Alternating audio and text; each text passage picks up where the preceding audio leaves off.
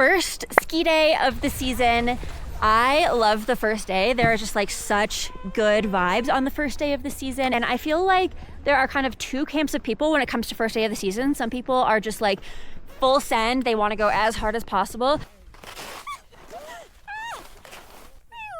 I'm in the other camp where I like to start a little bit more slowly and lay some strong foundations. So these are the types of drills and little exercises that I do on the first day of the season to help me start to feel a little bit more normal on my skis. I like to think about starting to engage my feet and my ankles on the skis first, because ultimately that's your foundation for a strong turn. It starts at the snow, on your skis, into your feet and your ankles, and then it works up your leg into your knees and your hips, and then ultimately what your upper body is doing as well. So I like to start with doing these little edging drills where I'm basically just standing in place, sliding a little bit, and then kind of torquing on the edges. And this helps with the activation of the inside arch of my outside foot, pressing into the snow, getting that nice like ankle activation and ankle roll that engages the edges, and starting to just kind of feel how the edges are feeling on the snow, which I think is like very important. Sometimes you start your first run and your skis feel like super hooky or grabby on the snow. That is a bad feeling. I do not like that. So I like to just get a little bit of the feeling before I start trying to do any real turns. From there, I like to start doing a few little slidey turns. This just helps you, again, help me feel what the snow feels like and feel what my skis feel like on the snow. I'm trying to feel out the balance point on the ski. So I'm trying to get a little bit of that forward and backward motion and feel how my foot is gripping the sole of the boot and feel how that kind of impacts how I feel on the ski and how the edges engage. Doing these tight little turns helps you have more control over the ski. If you can control the ski to make it come around in those short little tight radius, and you're using your edges and having nice engagement with the snow, it helps your overall control of the ski. And another thing I like to do is just go to a nice flat run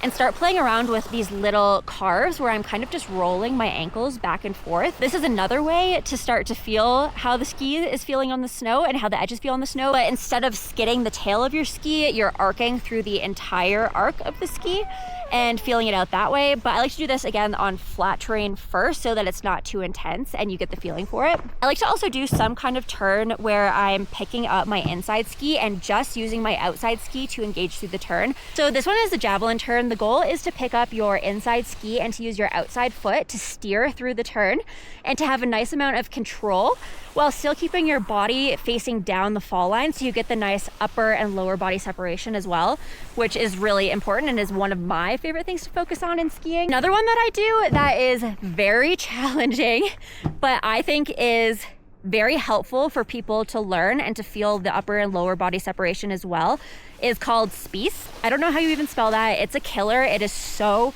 exhausting and hard, but it's so good for your skiing. So the idea is to keep your upper body facing directly down the fall line, but your skis hop back and forth. So you're turning your skis back and forth really quickly. And it's not even a turn, like you're just jumping from one foot to the other.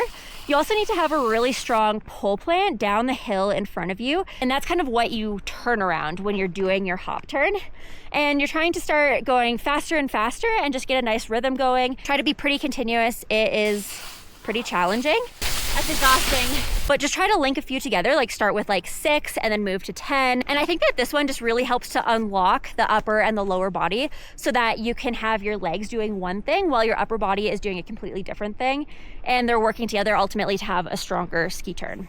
These ones are my favorite ski drills. I'm super curious to hear if you have any that you like to do. I'd love to try out others. I like drills. I think they're really helpful. They can sometimes be a little bit boring or like tedious, but they do help to lay the foundations in your skiing and help to work on like little technical things that will make you a better skier overall. And also in this scenario, the main purpose of this is just to warm up my body, feel out the skis, feel out the snow before jumping right back into things.